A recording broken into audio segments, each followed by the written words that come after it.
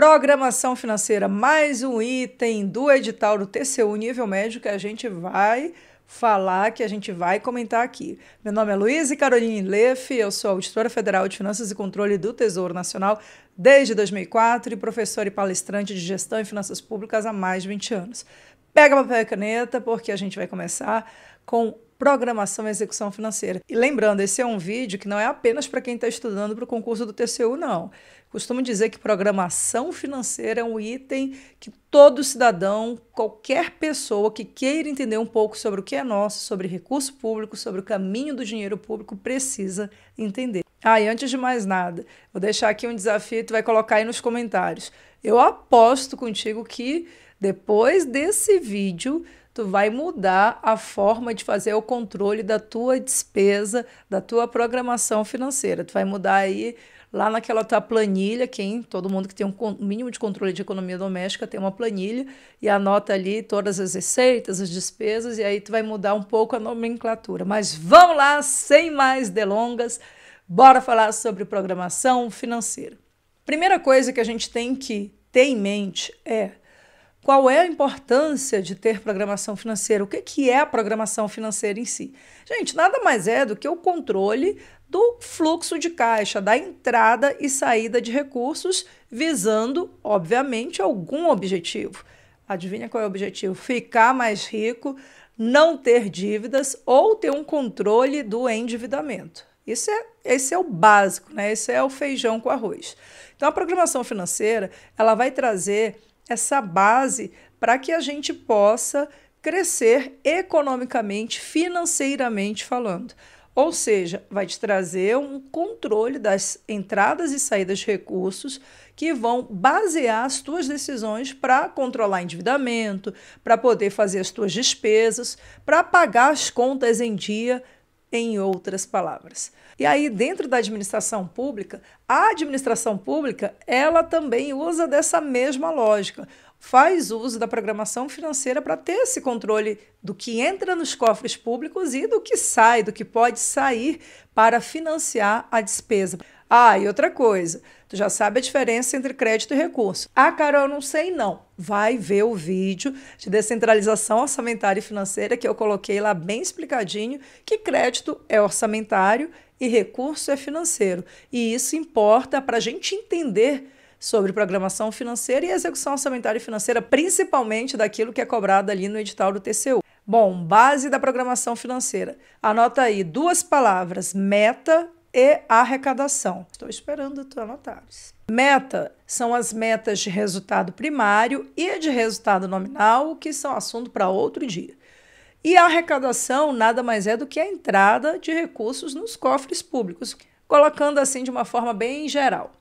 Mas vamos lá, por que eu preciso entender de meta e de arrecadação para falar sobre programação financeira? Porque elas que vão nortear toda a execução financeira, toda a programação financeira. Depois que sai a lei orçamentária, quando a LOA é publicada, de acordo com o artigo 8º da Lei de Responsabilidade Fiscal, Carol, o que é Lei de Responsabilidade Fiscal?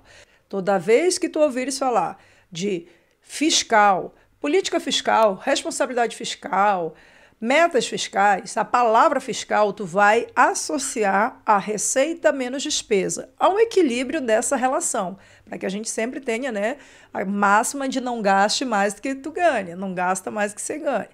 Então, nessa lógica de receita menos despesa é que tu vais associar a palavra fiscal. Então, quando eu falar em responsabilidade fiscal, na lei de responsabilidade fiscal, tu vais lembrar sempre dessa relação receita e despesa, visando o equilíbrio entre ambas, ok? Joia. Só que a lei de responsabilidade fiscal, além de preconizar, de dizer que a gente tem que ter todo um cuidado, tem que ter transparência, tem que ter prudência com o gasto público, visando o equilíbrio entre receita e despesa, ela também vai trazer alguns itens relacionados à responsabilização, não é apenas responsabilidade no sentido de prudência, mas responsabilização dos agentes públicos que não seguem o que está dito naquela lei, o que está escrito lá na LRF. Fecha essa gaveta, vamos voltar lá para o artigo 8º.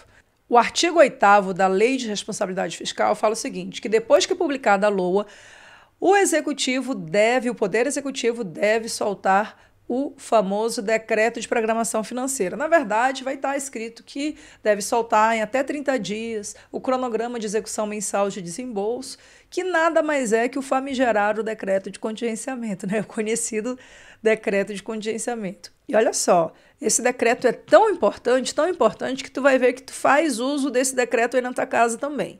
Então pensa comigo. Quando eu falo em lei orçamentária, eu estou falando em orçamento, em autorização para gastar. E a LOA, ela vai trazer esse valor global, ela vai trazer esse valor por ano, é um limite anual de orçamento, como se fosse o limite para um ano todo no cartão de crédito de cada órgão público. Apesar de que neste ano de 2025, a gente viu lá no decreto de programação financeira que houve algumas modificações em relação aos limites anuais que não ficaram em valores globais, né? Os limites de empenho, por exemplo, está ali em um período determinado de tempo. Mas volta, que eu sei que tu já está meio perdido aí. Presta atenção, a gente está falando de programação financeira e eu estou te explicando por que é tão importante termos um decreto de programação financeira após a publicação da LOA em obediência ao artigo 8º da Lei de Responsabilidade Fiscal. Olha só, a LOA ela traz limites de orçamento, limites de gasto para cada órgão público para o ano inteiro. Só que ela está falando em quê? Em orçamento, em crédito, não é recurso financeiro. Acontece que o dinheiro, que o recurso financeiro propriamente dito, ele vai ingressar nos cofres públicos ao longo do ano, ao longo do exercício. Nesse momento, está entrando lá imposto de renda, IPI, várias modalidades tributárias, várias receitas para a União, no nosso caso aqui falando em âmbito federal, para que possam ser contabilizadas ali no CIAF e registradas na conta única do Tesouro, que fica no Banco Central e é administrada pelo Tesouro Nacional. Mas olha só, a LOA, te falei que é orçamento. E o recurso? Ele não vai, a gente não tem no início do ano um valor total de recurso que vai entrar na conta única. A gente não tem esse número. Por quê? Agora eu quero saber se tu anda estudando de verdade ou se anda enrolando aí, procrastinando. Pessoal, a receita é estimada e a despesa é fixada. Em outras palavras, eu estimo receita e fixo despesa. Isso significa dizer que ninguém tem bola de cristal. A gente não sabe, de fato, quanto vai entrar nos cofres públicos. Por isso que a receita é estimada. Por melhor que seja a estimativa de receita, pode acontecer um monte de coisa ao longo do ano, frustração de receita, né, por exemplo, que exija a adoção de outras providências diferentes daquelas que a gente imaginava. Mas então, olha só, acabei de te falar que o recurso, ele ingressa nos cofres públicos ao longo do exercício. Mas a LOA, ela vai trazer um valor global, anual, para o gasto público, um limite até quanto a gente pode gastar em cada despesa para cada órgão público. Beleza. Então, pensa aí na tua casa. Imagina o seguinte, tu botaste limite no cartão para cada filho. 500 lá para o filho mais velho, 400 para o filho do meio e R$ 2.500 para o caçula. E vocês já sabem por quê, né? Eu já falei em outros vídeos, os caçulas são sempre os mais legais. Só que tu ainda não recebeste o financeiro. O dinheiro do teu salário tu vai receber mensalmente. Imagina se tu coloca o limite no cartão desses teus filhos e eles começam a gastar tudo logo no início do ano. Já pensou? E chega lá no meio do ano e os valores que tu esperava receber não se concretizam. Aí a coisa vai começar a complicar, porque como é que tu vai ter dinheiro, de onde tu vai tirar dinheiro para pagar a fatura do cartão dos filhos? Por isso mesmo que na administração pública, por questão de prudência, depois que sai a lei orçamentária, até 30 dias depois da publicação da LOA, o Poder Executivo tem que soltar o decreto de programação orçamentária e financeira. E o decreto de programação orçamentária e financeira, que a gente fala só o decreto de programação financeira, DPF, né, no nosso dia a dia, ele vai fazer o quê? Vai fazer corte, vai fazer limitação, né? Não é exatamente o corte, vai fazer uma limitação orçamentária e também limitação de recursos. E aí, calma que eu vou te explicar, calma que eu te explico. Então, pensa comigo. Sai a lei orçamentária com valor global para todos os órgãos públicos, né, para cada órgão público gastar. Um limite de gasto, até quanto cada órgão público pode gastar. Porém, a gente ainda não recebeu o recurso. Não entrou o dinheiro, porque o dinheiro a gente vai recebendo ao longo do exercício. Acontece, pessoal, que a administração pública ela funciona como se fosse um profissional liberal. A gente que é servidor público, ou se tu for uma pessoa que trabalha ali com CLT, tu sabe todo mês quanto vai entrar na tua conta, tá ali certinho. E mesmo assim, a gente pega e sempre fica olhando ali nossas planilhas, nossas despesas. Às vezes está esperando receber um outro dinheiro, alguém para quem tu emprestou um dinheiro, a pessoa vai te pagar, enfim. A gente está sempre fazendo nosso acompanhamento, acompanhando a nossa programação financeira, na verdade. Todo mundo tem um mínimo de controle de economia doméstica, faz isso. Ou anota na agenda, ou tem um aplicativo no celular, enfim. Agora imagina um profissional liberal que não sabe de fato quanto ele vai receber naquele mês. Então ele tem que ter muito mais cautela, muito mais cuidado com a sua programação financeira, porque pode ser que um mês ele receba mais, no outro mês ele receba menos.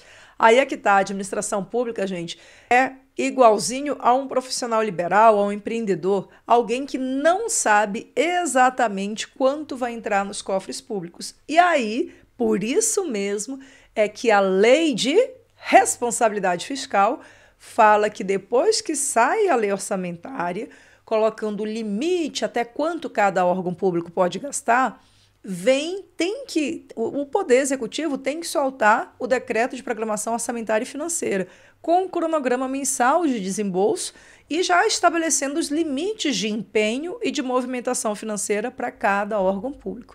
E eu vou contar para vocês, quando sai o decreto, normalmente o que a gente vê? Pode pesquisar aí na mídia, o valor, qual foi o valor do corte, quanto o governo cortou de isso, educação, saúde, infraestrutura. Vai aparecer na mídia, por quê? Porque o decreto, logo no início do ano, ele já, por uma questão de prudência, já faz essa limitação de orçamento, diminuindo a capacidade de realizar a despesa e uma limitação também de pagamento, para que não tenha saída de recursos na conta única de uma forma descompassada. Carol, não entendi mais nada, já estou meio perdido aqui. Calma que tu vais recuperar. Gente, acorda que a prova está chegando. Presta atenção. Olha só, eu te falei, estou te falando sobre programação financeira. Ah, Carol, isso eu sei, tá? Já te falei que a lei orçamentária, ela traz limite para como se fosse o cartão de crédito, limite de gasto. Só que eu não posso deixar que os meus filhos comecem a gastar todo aquele limite que eu coloquei, porque eu não sei se eu vou receber o dinheiro, o recurso, para poder pagar aquelas faturas. Então, depois que eu falo para eles até quanto cada filho pode gastar em relação ao limite no cartão, já solto um decreto lá em casa limitando um pouco. O que estava 400, vou botar lá para 350. Carol, e o caçula? Não vou mexer com o caçula, deixa ele gastar. Então, gente, presta atenção. O decreto de programação orçamentária e financeira, ele tem esse viés prudencial de fazer uma limitação. E à medida em que os recursos forem entrando nos cofres públicos, ou seja, que a execução da receita confirmar as estimativas que foram realizadas de arrecadação, vão acontecendo outros ajustes. Mas pode ser também que essa execução não se confirme de acordo com o esperado. Pode ser que haja uma frustração de receita. E aí, meu amigo, que o bicho pega. Por quê? Porque vai ter que fazer outros ajustes. Então, os ajustes que vão acontecer em relação a limite orçamentário, limite de empenho e limite de pagamento, que é o limite de recurso de movimentação financeira, eles vão acontecer de forma dinâmica ao longo do exercício. Igualzinho acontece aí na tua casa, que eu sei. Vai dizer que tu botou lá, tu esperava que tu ia receber um valor X. Lembra, profissional liberal, né? Que não sabe exatamente quanto vai receber em cada mês. Um empreendedor, enfim. Vai dizer que tu não fica aí ajustando. Se tu esperava receber, sei lá, num mês, 2.000, e de repente recebeu só 1.500, o que tu vai fazer? Vai ter que ajustar. Vou segurar a compra, segurar gasto. Vou procurar uma outra fonte de receita, uma outra fonte de renda, ou vou me endividar, ou vou fazer o quê? O que deve ser feito, cortar despesa, né? Ou seja, é necessário reajustar aquele combinado, porque aquele combinado não está valendo mais, não tem como mais seguir com aquele combinado.